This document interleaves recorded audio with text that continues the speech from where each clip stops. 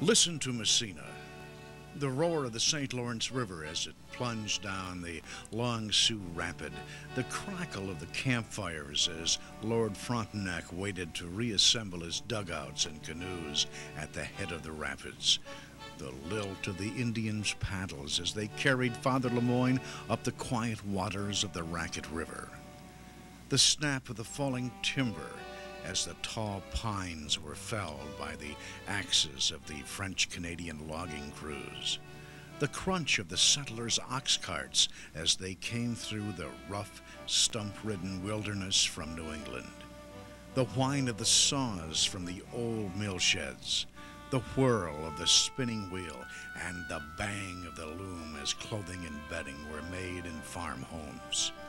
The surge of backwater as spring freshets crumbled down and flooded the lowlands. The gurgle of mineral waters as they bubbled with health-giving tonic from the ever-flowing springs.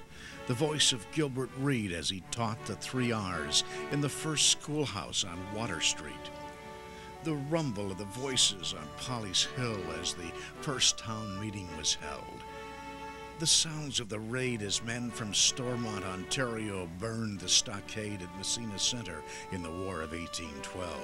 The jangle of milk cans as the news of the day was exchanged at the creamery.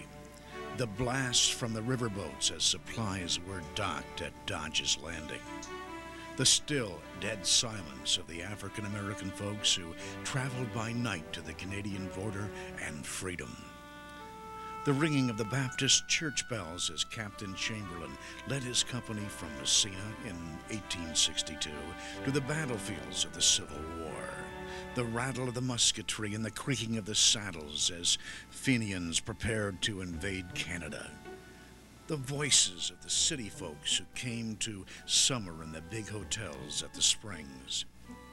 The clanking of steam shovels at the turn of the 19th century as men of foreign tongues dug the first power canal. The shriek of the plant whistles as Alcoa's shifts changed. The joyous blasting of the fire alarm as World War II came to an end and 3,000 men returned to their homes. The scratch of the gold pen as President Dwight Eisenhower signed the St. Lawrence Seaway Bill, forever stilling the rapids and bringing a new era to Massena. The rumble of heavy equipment as an army of men and machines moved into the St. Lawrence Valley. The throbbing of ships' propellers and the muted sound of the diesel horn as ocean-going ships slid through the locks. The whining of the turbines and the rush of water as the St. Lawrence tumbles through the Franklin D. Roosevelt Power Dam, generating cheap power for the North Country and Ontario. The sound of additional construction of plants, mills, and homes as the Chevrolet division of General Motors and the Reynolds Metals Company moved into the Massena area to take advantage of low electrical rates.